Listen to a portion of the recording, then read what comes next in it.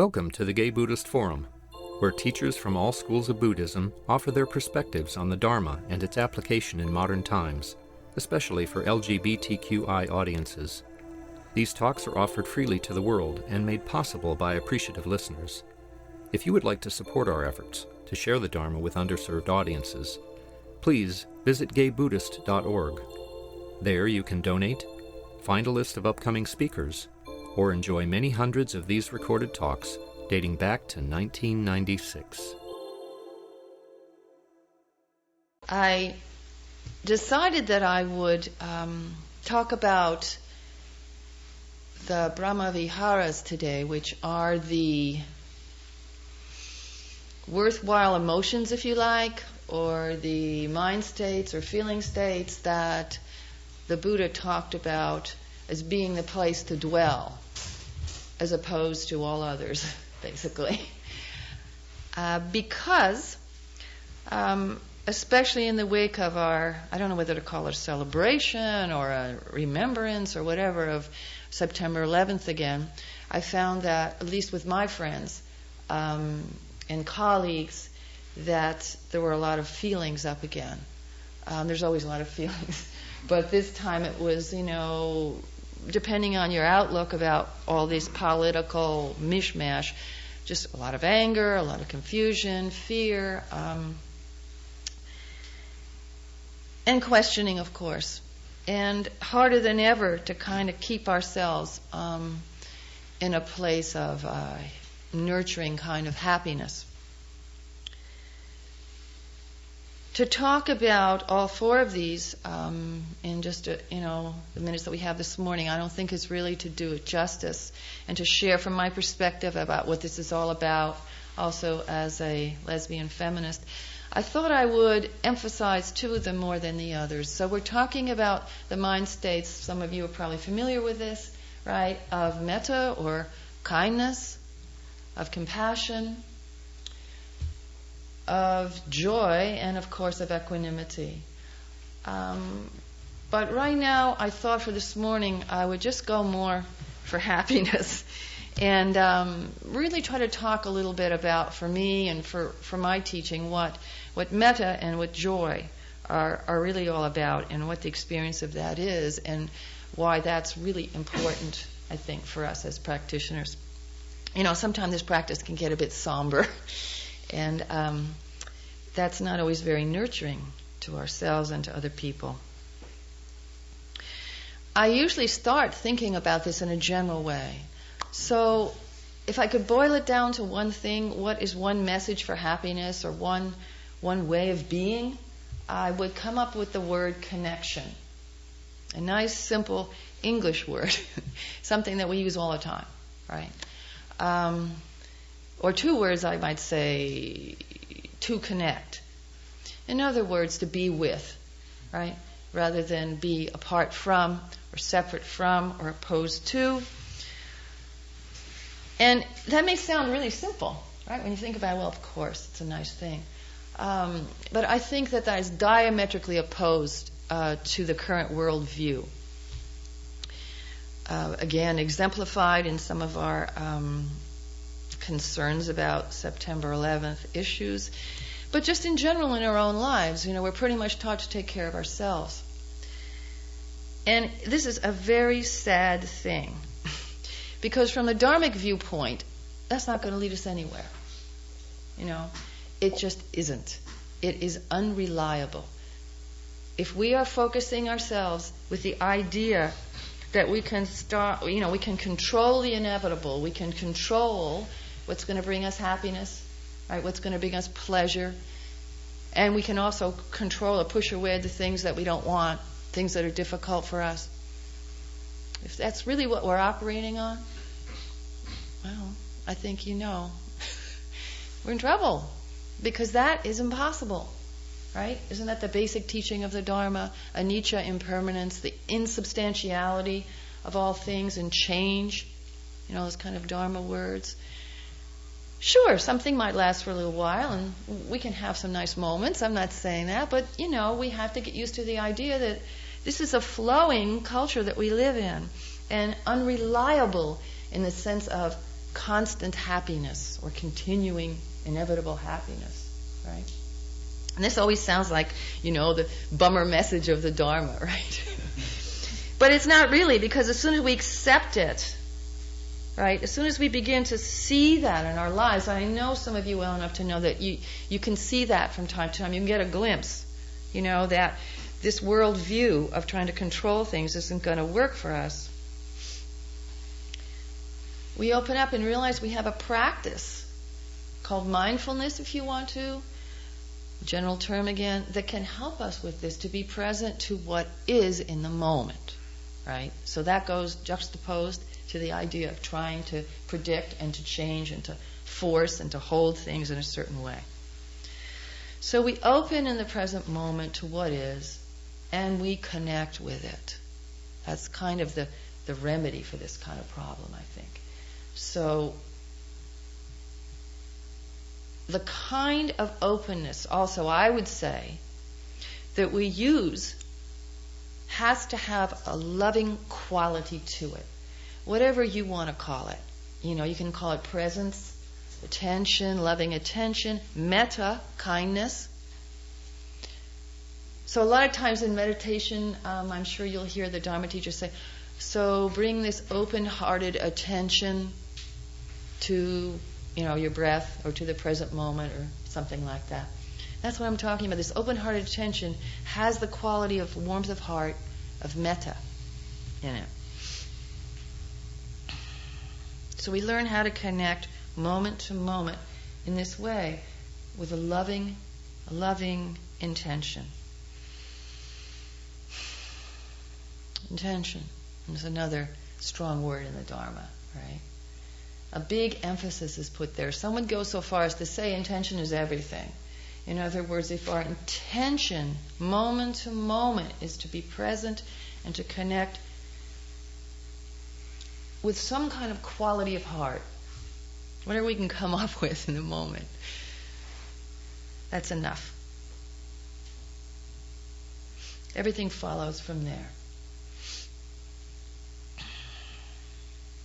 And in a way, this creates a kind of intimacy with our experience. There's another word, that's more of a psychological one, but it's the same idea, right? It brings us present to the truth and creates a connection and intimacy and a lack of separation, a lack of loneliness, a lack of feeling inadequate, a lack of disconnection, a lack of disempowerment. I'm trying to think of all the things we're trying to get away from.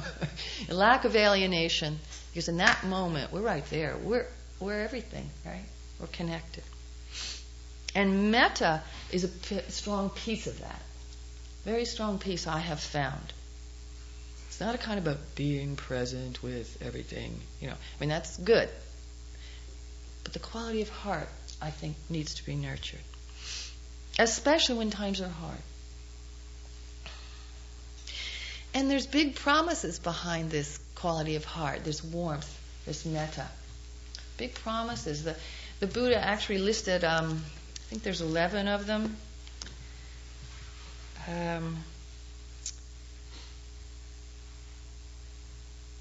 11 advantages, if you like, to practicing metta in the way that I described it, in your daily life as well as in your sitting practice.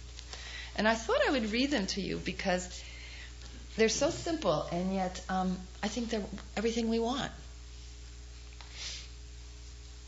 You will sleep easily. Okay, now how many people do you know right now are going around saying, oh my God, I woke up in the middle of the night, I don't know, this thing about 9/11, it's just making me crazy. You will wake easily. Or gently. That's an interesting one for me, because I don't have too much trouble sleeping, but I definitely have issues when I wake up in the morning. My mindfulness practice seems to be centered on waking up in the morning, and I notice right away how I feel when I wake up, and if I have anxiety, or I'm a little depressed, I can notice it right in that transition state from sleep to the waking state. And in the last couple of years, I've noticed that there's more anxiety present than perhaps I would like to have. Noticing that is helpful. But then I bring metta to myself in those moments, and this is just going to share some of my practice, but and I say, Carol, it's okay. Of course you're stressed. May you be happy, relax. The beautiful day is coming. Try to heal myself a little. You will wake easily. You will have pleasant dreams. That's important for some of us. People will love you. That sounds good. Now, you have to remember the culture that these things were written in northern India a long time ago, in the context of the next one. Devas, or celestial beings, and animals will love you too. So the idea that the spirits will be drawn to you, and devas will protect you. External dangers like, and then they list poisons, weapons, and fire. When I was giving this talk a while back, I said, well, some of those things are kind of old-fashioned and they don't really relate to our culture. And everybody said, poisons, weapons, fire? It seems right on to me. I said, oh my God, you're right.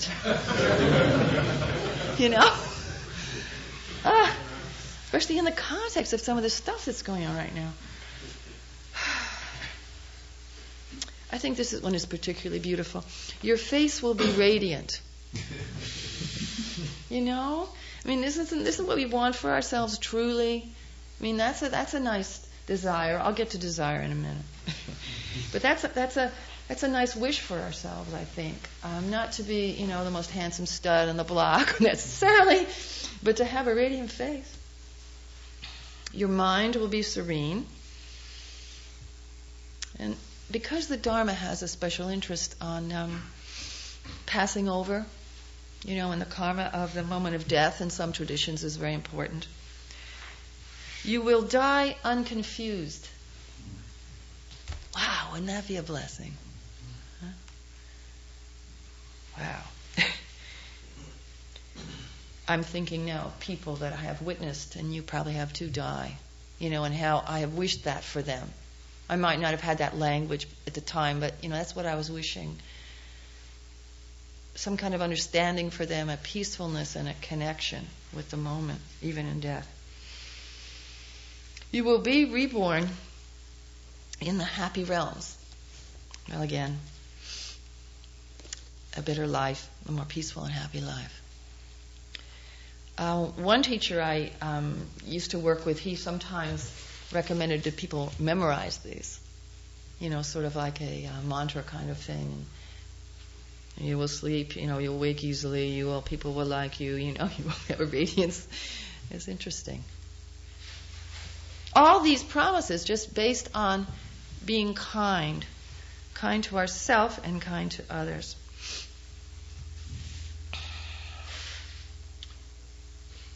That actually could revolutionize your life. There's this really famous book that I might read a little bit from later called Loving Kindness, The Revolutionary Art of Happiness. And I love that she calls it the revolutionary art of happiness, because I really feel it's a totally different worldview.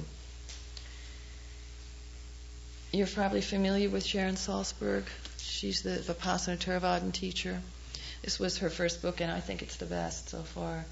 I call her the queen of the Brahma Viharas, which maybe some of you could relate to. Because she's really made this her practice, and her thing. And she goes out and talks about it a lot. But the book is great. It's just great. I think it's just been nothing like it. Okay. Well, that sounds nice, people think. I was going to talk a little about the Pali word itself. Pali was the religious language of the Buddha. And so we have these words like metta. And they become, for teachers anyway, and maybe senior students, kind of adopted in our vocabulary, right? We don't even say kindness anymore. People just say metta. So I'm a bit of a linguist, and I'm interested in those things. And there's different meanings for metta, not just kindness. One is gentle, or gentleness, which makes sense to me. Another, you could say that the root of metta in Pali also has to do with friend or friendship, or true friendship. But mostly it's seen, as I said, as a warmth, a contact of heart, a kind of actually felt soothing vibration, not an intellectual idea.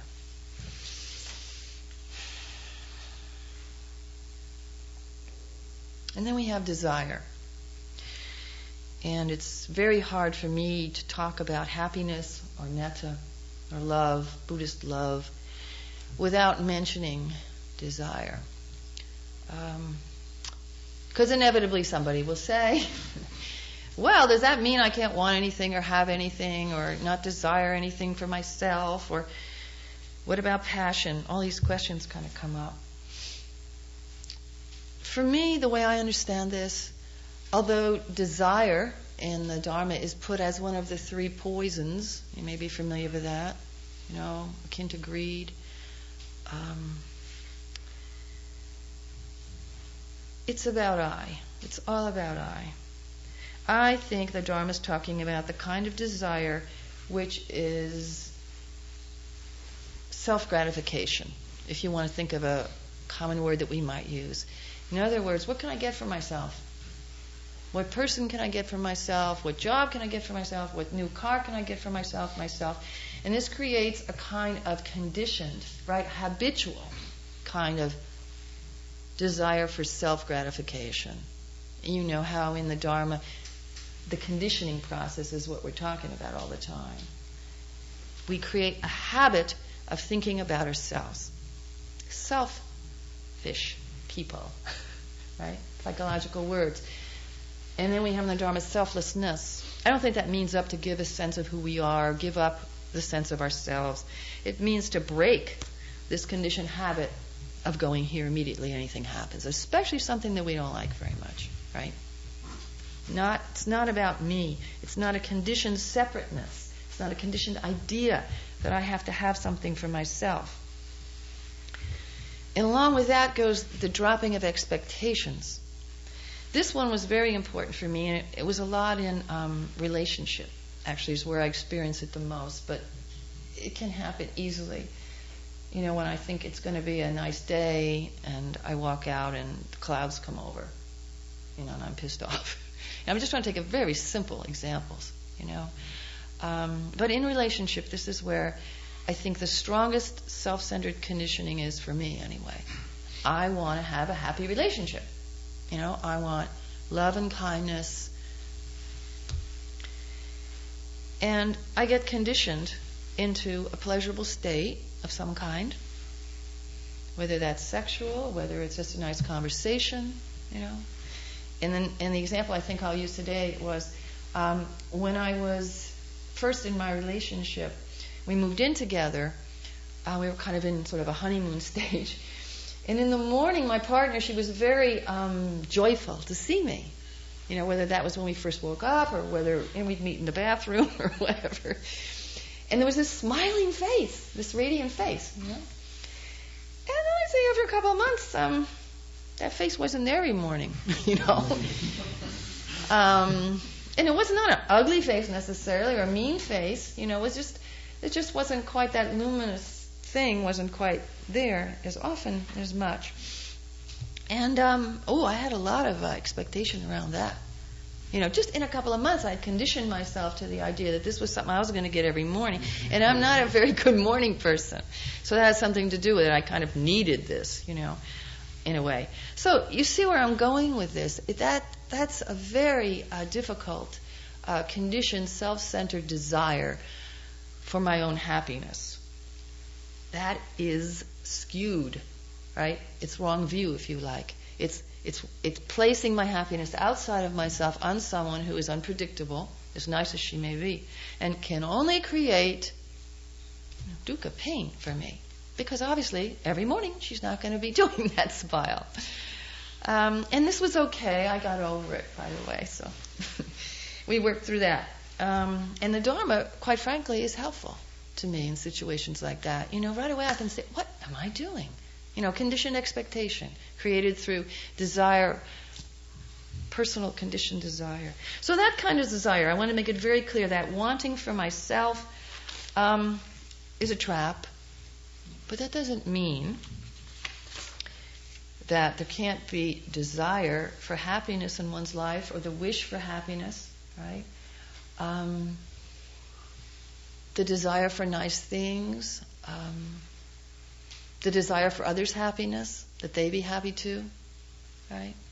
So we're not exactly talking about that. So if we can talk about a little more about that later. So the practice of metta is to uncover this force of love.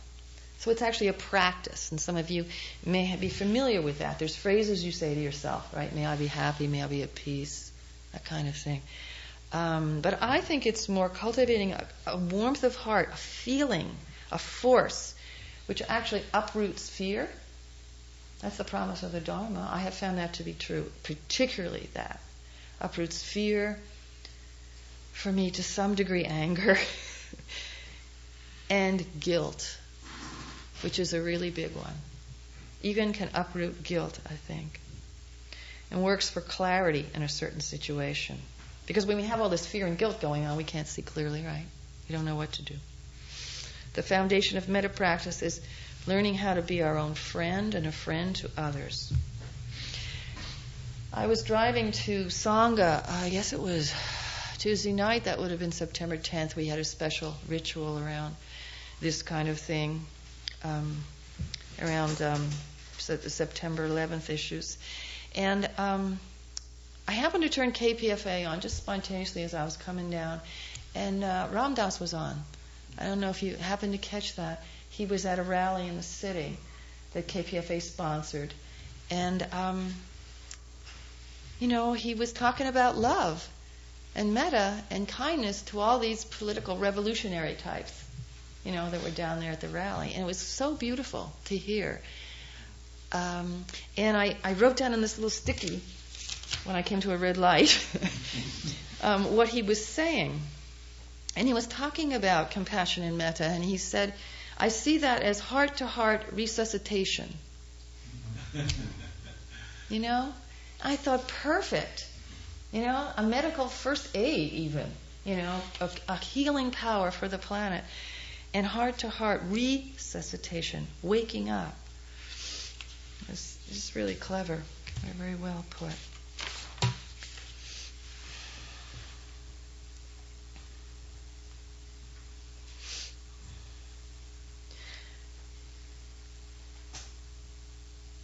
Passion, strong feeling, desire. It's what it's all about. It's what it's for, right? You can desire good things for people. You can be passionate about the Dharma. You can be passionate about your artwork. There's a lot of room, right, for beauty and passion in the world when it's directed in the right way. The other thing is that I really feel it's our responsibility to put out positive energies in the world.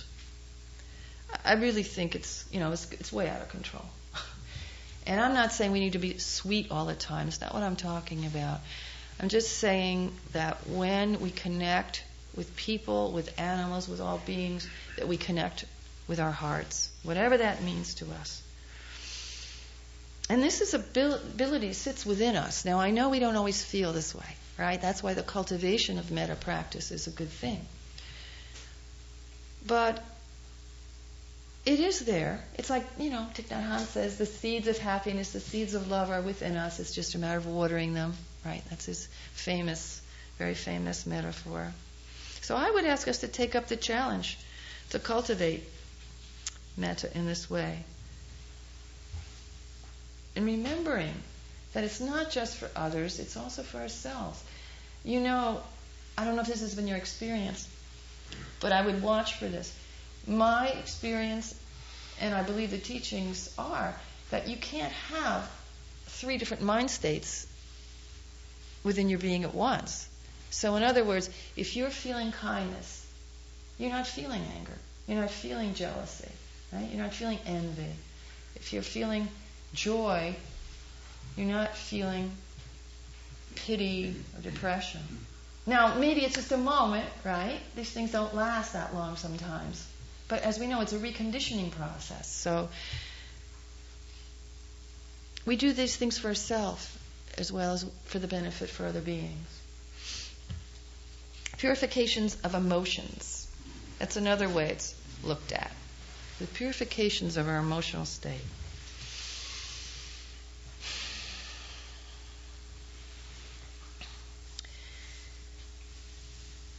I'm going to skip right over compassion. I think our community's had a lot of opportunity to, experience compassion, and maybe we're not always able to do it, but I think we're somewhat familiar with it. But I think there's some big questions about joy going on, similar to kindness. The Pali word mudita, one translation would be meaning a sense of gladness, a force of happiness that liberates us, a feeling of gladness. I like that. Now, this isn't just excitement, okay, or giddiness, It's deeper than that, I think.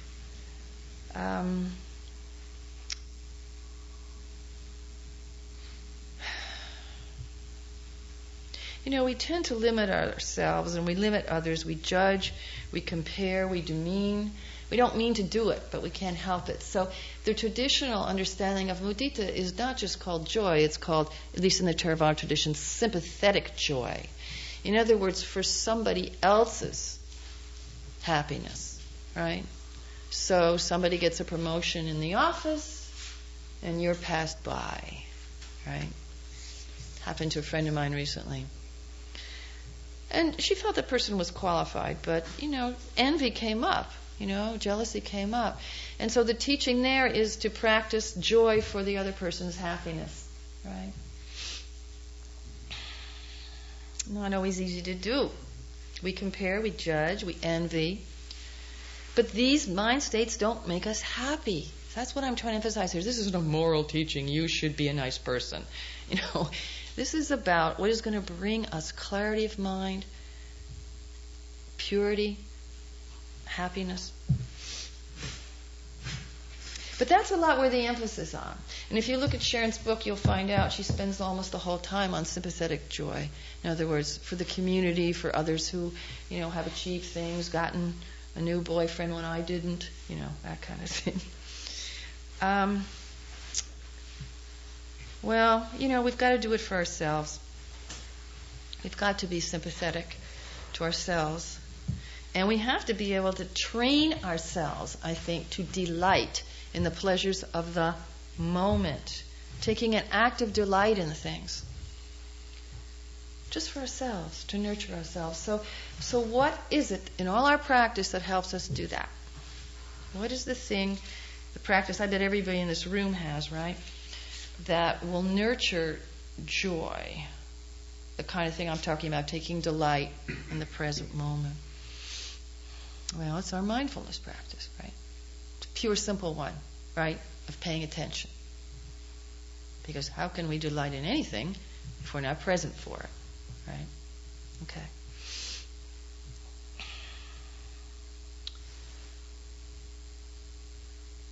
To me, this is a sense-based practice. There's so many things to touch on. I won't go on too much longer, but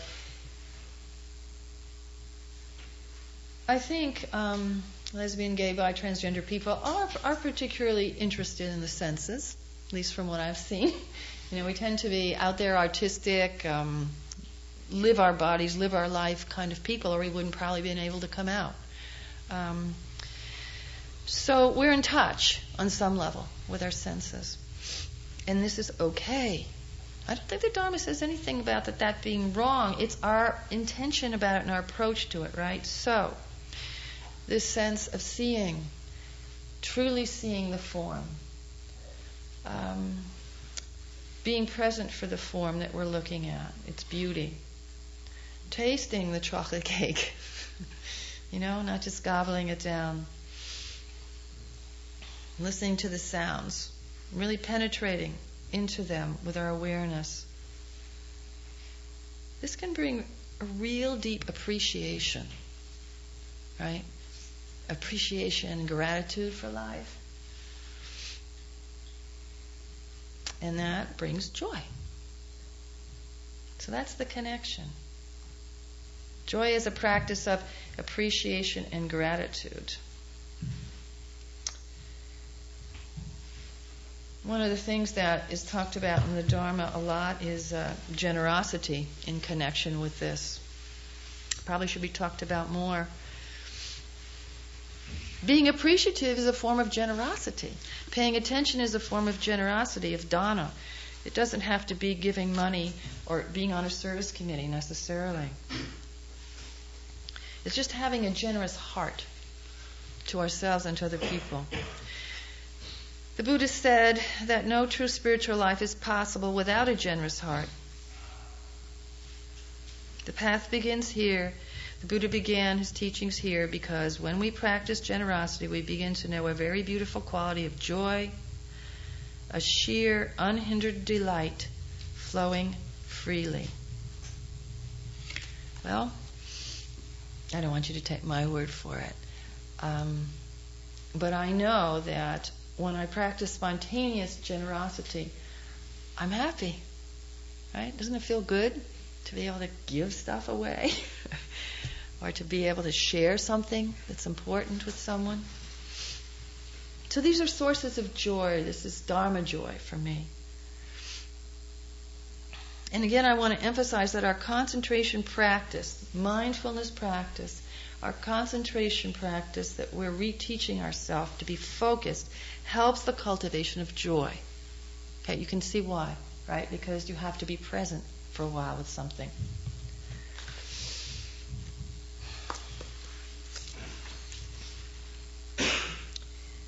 This is a book about writing that I'm trying to do. Trying to write a novel, actually. And I was reading this the other day, and I thought, oh my God, this is supposed to be a writing exercise, someone who pays attention in order to write. And I thought, this is the Dharma, pure and simple. And as I read this, I want you to think of the emotional state that the person is in as they're having this experience. This is Celia Thaxter. She's writing this in 1894, a description of a poppy. It is held upright upon a straight and polished stem, its petals curving upward and outward into a cup of light, pure gold with a lustrous satin stem.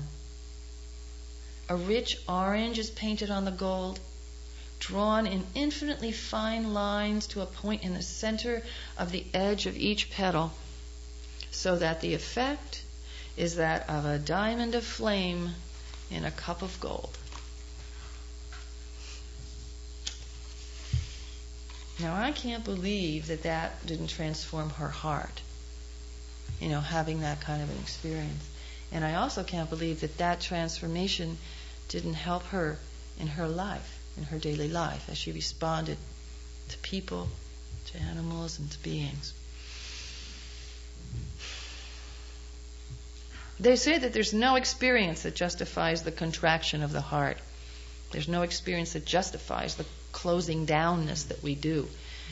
Well, let's be easy on ourselves. We have to protect ourselves to some degree, but when we can, let's try to open. There's also the teaching that each one of us deserves infinite kindness and joy. We deserve this. We deserve to live in this place, regardless of what's going around us.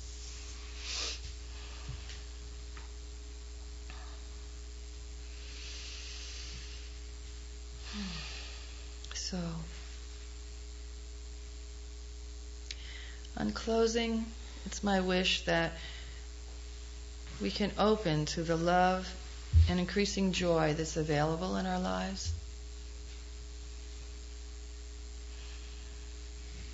That we can blossom into happiness. That we can be free from suffering and open to all goodness in ourselves and in others. Thank you.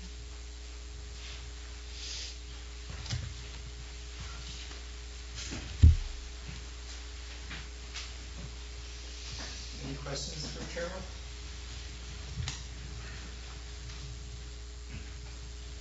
Carol, I just wanted to thank share that, I don't know, the last couple of years that, the thought of practicing metta and especially joy, I realized how important it was, because sometimes I think it happens naturally, and sometimes it does. But in challenging times, I'm more apt to practice depression, negative thoughts. I'm more apt to go there naturally. So I really have to practice the other. And it's very humbling, almost humiliating to realize that, because I thought that something was wrong with me if I had to practice, being joyful.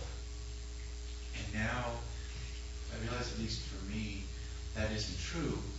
And I also, when I first was starting Buddhism, every time I heard joy taught, it was joy for others. And then Thich Nhat Hanh says, yes, it's joy for others and it's joy for ourselves. For myself, I really believe that if I'm in a state of deprivation, it's going to be damn near impossible for me to experience joy for somebody else. So it's really, I think these topics have been extremely important to me in the last couple of years, and I'm really glad that you chose to talk about it. Well, even the Buddha himself, the way the teachings go, went through a very deprivation-oriented path, in the beginning of his spiritual search, and pulled back at least to the middle from that, because it was not the answer. So thanks, Paul. Yeah. I think for me there's a little bit of exploration around where joy comes, that it isn't something that I can automatically know. So it takes a little bit of exploring. I've been volunteering for a while at a Zen hospice program. And in that group of people, about 25 people, there is a gay male couple. And one of the men has been in almost for 2 years, hasn't spoken in that period. He had 6 strokes. But his partner comes every day. They sit there and they hold hands and they watch videos. And the partner who has had the strokes smiles all the time. It's quite interesting. He cannot talk, so you don't have that verbal. But his presence is quite felt. And so, not too long ago, they had a 42nd and they've been together for 42 years. Mm-hmm. And what was very interesting for me was to feel in myself, and to feel in all the people who came there, the joy and celebration, of that. That here was a situation that in some ways, none of us would wish for ourselves or our partners to be in that situation in that way. And yet, in the midst of that, can be a kind of, what's the right word? Almost like a communion between these two people, which is reaffirmed every day. And so I just find it. Now I have to admit that I, as a gay man, this is my particularity, take particular pleasure, in witnessing it. It goes to a particular little niche in me about possibilities. So, and I guess the last thing I want to say about that is that I have to allow that in myself, and not say, well, why is it, that my spirit isn't so totally elevated that I get particular, I have to let go of that. Just say. Can you finish that sentence? Why isn't my spirit elevated so that I what? So that I would see it in other people. Well, okay. My life is filled actually with people who do celebrate 50th anniversaries and 60th anniversaries. Not so many amongst my gay. I see. So I take particular pleasure. I take particular joy, and there's a little part of me that looks at that with a little bit of judgment, actually. Yes.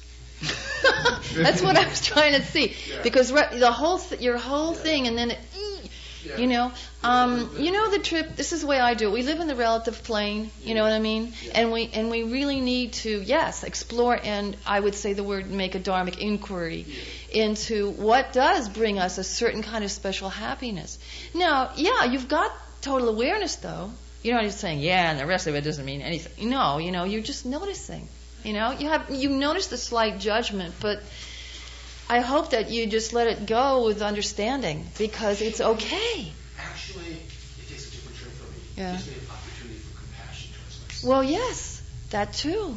So it opens up and sort of to say, yes, because this is the particular form of history. Exactly. So I have an extra little piece of compassion to say, so of course it makes extra pleasure, extra celebration. Mm-hmm. And in that way, I get more deeply connected both to myself and the world. Mm-hmm. It's the noticing. And what a nice understanding then about why it's important for joy to have its individual expression, and that's all okay. It doesn't mean the compare thing I was saying before. Thank you. First of all, thank you for your talk, Carol. I really enjoyed it. I'm attracted to Buddhism for a number of different ways. One of them is the intelligence behind it, which I frankly, this is my own judgment here. I was raised in a Christian tradition. I didn't see that intelligence manifest in the way I see it in Buddhism. Mm-hmm. But there seems to be almost kind of like an intellectualism that to my impression, seems like dampen the joy. Just the real outrush of just joyous ecstasy. And I wonder if you could talk about that. I mean, like, for instance, like you see gospel, Yeah. or just go down to Reverend Glyde Memorial Church, Yeah. and you just see this expression, and it's a visceral, bodily celebration of being alive. Yeah, it's true. And I don't really see a whole lot of that in Buddhism, and I see a lot of other things in Buddhism I really, really enjoy, but I don't see that, and I kind of miss that. Yeah. I wonder if it's- Well, I think everybody in the room could probably give their own answer to that question. The one that's coming to me right now is a cultural answer, but there's so many different ones. That's why I think it's important, as Buddhism, and the Dharma comes to the West, that we ask questions like that. Like traditionally, the cultures that the Dharma came from weren't certainly African American. You know what I mean? Which is the culture you were referring to, sort of. You know what I mean? So that the way joy is expressed in different cultures is very different. That's one possible answer. Even within gay or lesbian culture, it's different to some degree. So I just try to be true to myself. I think that's the best guide of my own personality, what makes me happy, what works for me, and still not become attached to it.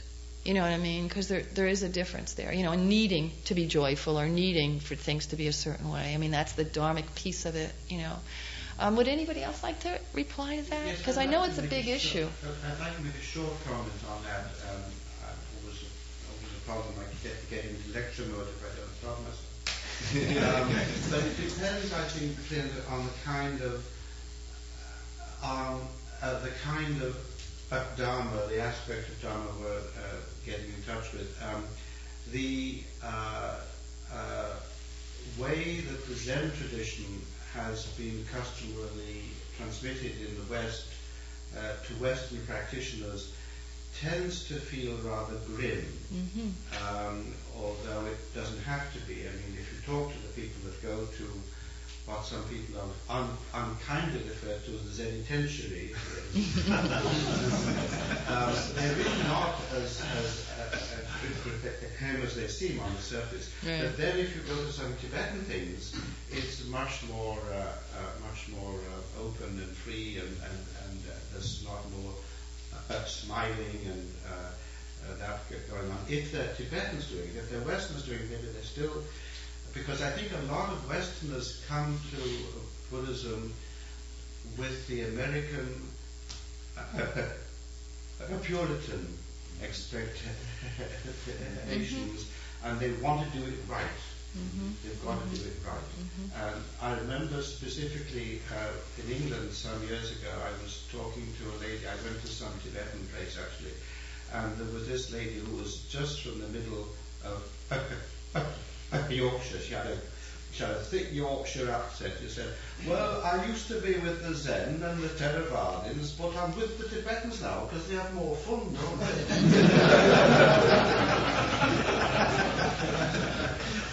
So I would just encourage you to try to enjoy your practice, and whatever that means to you. If it's dancing around, that's okay. I happen to have a root teacher who, some of you know her, Ruth Dennison, who was like that. She included movement, first of all, which was a revolutionary thing in the 60s, and, just began to dance around and chant and walk out into the full moon and wear costumes, and, all this kind of stuff. So always, though, within what she understood to be Dharma practice. So to me, that was a big gift. You don't get that kind of a show, in a lot of other places, as Roger pointed out. Please stay for a cup of tea and take more questions. Sure. We need to close up now. Okay. Thank you for listening to the Gay Buddhist Forum. If you would like to hear several new talks per month and be notified of upcoming speakers so you can participate live, please subscribe to this podcast, like us on Facebook, and join our mailing list by visiting gaybuddhist.org.